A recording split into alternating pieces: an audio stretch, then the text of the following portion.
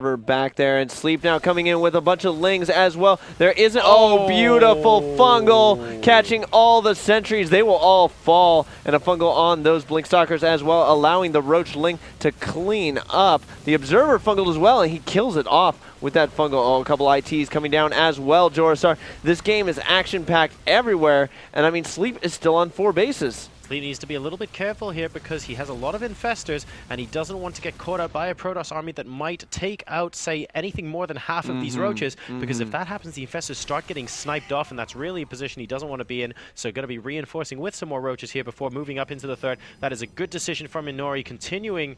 a good decision from Inori, rather, continuing to warp in units at his third base, but at the same time, Sleep beefing up his army with just enough roaches, and look at this, he's actually going to be burrowing those infestors. He knows that the observer got sniped off, and here we go. That's a lot of DPS, that's a lot of beach balls coming down at the third base. Oh my goodness, those infested Terrans with that +1 attack do 9 damage a shot, but the Protoss army seems to be dealing with this somewhat cost-effectively. The Blink Micro out of Inori is really good, and Sleep does not want to overstay his welcome. Those roaches in the front, very low, and that Immortal in the back, man, starting to do damage, but those ITs, oh, are they going to get Focusing it? Down the Nexus. Are they going to get it? Again, the Nexus falls. Beautiful move by Sleep to just kind of trade Infestor energy for that, but he's in a weird position now. His Infestors have no energy. If a Protoss push comes out, he will not be able to stop it. Well, here's the thing. He can afford to do this right now, Gwyn, and the reason is simply Larva.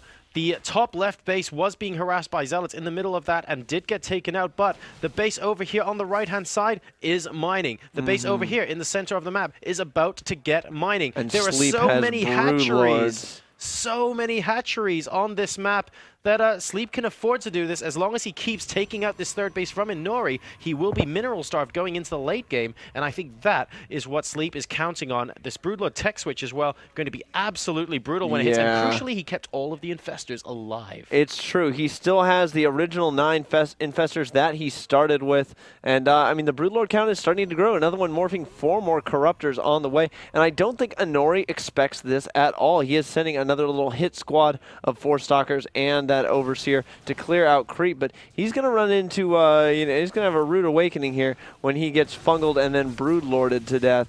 And the second fungal should be able to take out that observer. Yes, there it goes. And Inori knows, and GG's out. Wow. So, GGing out as soon as he saw the Broodlords there. He thought, oh, I might be able to do a little bit of damage. Oh, wait, you have that many Broodlords? Okay, that's enough. Yeah, I could struggle for another 10 minutes, but I've decided that is not going to be the case. So that means we are going to be going up 1-0 for x6Sleep. Yeah. And I think that's the first map this entire tournament that Inori has dropped. Yeah, no, Inori had a tear through his group stages, like literally not dropping any maps, JoRoSaR, with just pristine play in PvZ and PvP, but he seems to 2-0ing Axlav this morning as well. 2-0ing Axlav as well, but he seems to have met his match a little bit here with Sleep, who took game 1 pretty convincingly.